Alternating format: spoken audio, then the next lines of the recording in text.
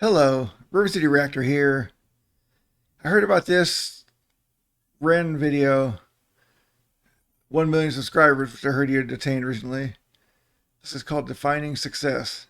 Heard it has some kind of a shout out to reactors in it, so I thought I would give it a listen and share with you guys.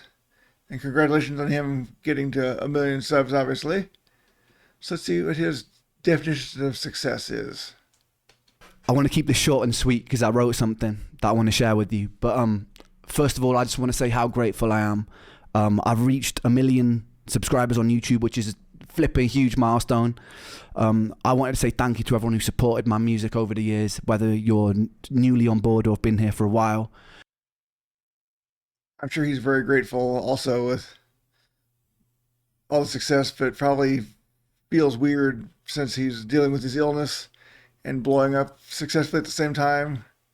I'm sure that's very hard and fun at the same time. I wanted to say thank you to the YouTube reaction community who have gotten behind my stuff in a big way and really helped me reach this goal. So thank you guys. I wanted to read this passage that I wrote about success. It's too much for me to remember right now, so bear with me. But yeah, success to me means that I have a responsibility that transcends me. If I have a platform where people are paying attention, then I feel like it's my duty to make that count. It's far more important than my aspirations with music and what I could personally gain. There's a saying that stuck with me recently, which was a rising tide lifts all ships. I think I've heard him say that before. I like that. A rising tide lifts all ships. Very true.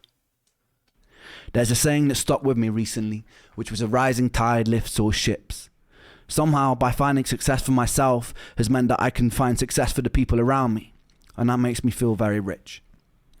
I'm in a very strange position right now where I owe much of my success to the most destructive force in my life, which has been the turbulence of my physical and mental illness.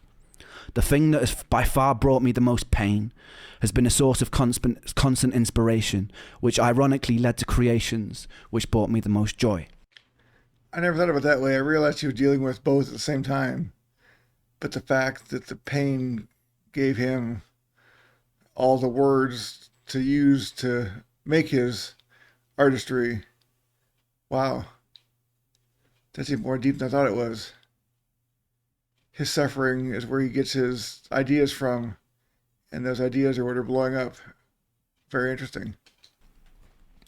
Creating art which means something to somebody else and can potentially be a companion to somebody else in the dark justifies my own pain, and I desperately needed that to be justified. Makes sense. There are a lot of people alive today who live in the dark. It's a place that I'm very familiar with. In the peak of my health problems, I was severely underweight. All my meals had to be restricted and blended, and I was so tired that I couldn't participate in life. I couldn't socialize, I couldn't watch films, I couldn't read. My bones constantly hurt. Even standing in the shower was excruciating and exhausting. Wow. I know I read about he was like staying in bed 23 hours of the day, but I had no idea that the pain and misery was that excruciating constantly all the time.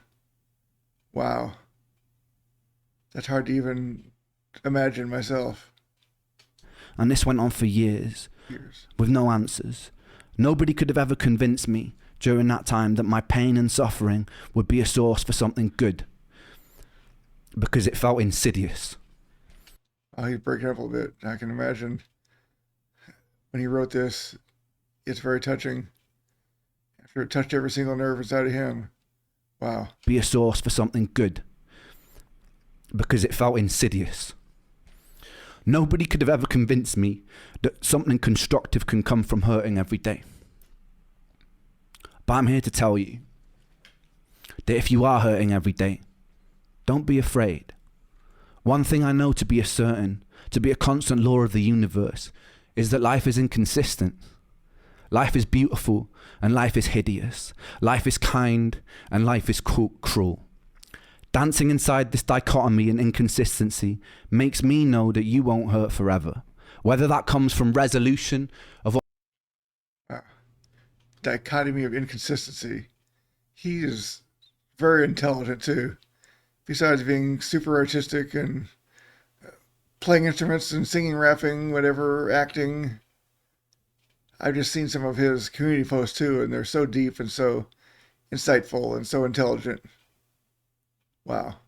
And life is cruel. Dancing inside this dichotomy and inconsistency makes me know that you won't hurt forever.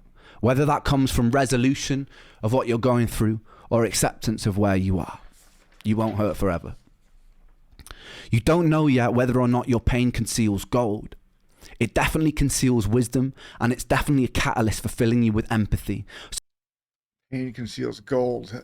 That's quite an interesting way. That's definitely what he's probably feeling now with his million subscribers, all because of the pain he endured. It definitely conceals wisdom, and it's definitely a catalyst for filling you with empathy. So stand strong, my friends, and don't let the darkness consume you, because once you know the dark and become intimate with it, you become very capable of wielding the light. You could be instrumental for changing this world for the better. There's nothing humble about shrinking or doubting yourself because you are large. You can be ferocious, and you could be magnificent. For the medical industry, who too often let people fall through the cracks, it's your duty to do better. For the people living in the light, who have either stepped out of their shadow or have never had to walk beside it, it's your responsibility to put out untainted love. Wow. Those who haven't dealt with the pain, it's your responsibility to put out untainted love. Wow, he's so inspiring and so deep. I'm getting emotional watching him get emotional reading this. Our own greed, desire to ferociously expand, and decisions rooted in self-interest can benefit ourselves in a material sense, but can be very destructive to the hive and the world around us, ultimately hurting ourselves. So we really must consider that if we're going to step into a bright future. As humans, we have an incredible potential, and it would be a shame to throw it away. So community, humanity, and changing our relationship with the natural world so it leans more towards homeostasis must be a priority number one. If you're watching this and there's a knot tied up in your stomach with bitterness, anger, or hatred for your fellow human being, be with it, feel it, understand it, express it, and then let it go. You're hurting. Give yourself love, forgive yourself, and then project that love outwards, and the anger will pass. Wow.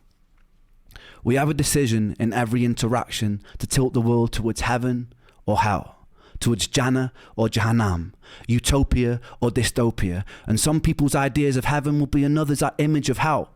So tread carefully, but treat those differences with respect. Tapestries are made beautiful because of the variety in the sum of their parts.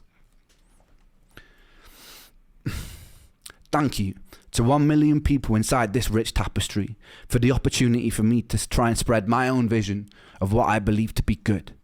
And thank you for justifying my pain. Thank you. I love you. Wow. That was an incredible message. Even his spoken word is so artistic and beautiful. Sad, troubling, everything all in one. Incredible. Unlike Ren, I'm at a loss for words. That was very, very cool. Defining success. Celebrating his 1 million subscribers. Please go show Ren love and like and subscribe over at his page. And 1 million and climbing for him. Incredible. You can like and subscribe here if you want also. But yeah, Ren definitely deserves it. Hope you enjoyed that. I know I did. Until next time, this is River City Reactor. Goodbye.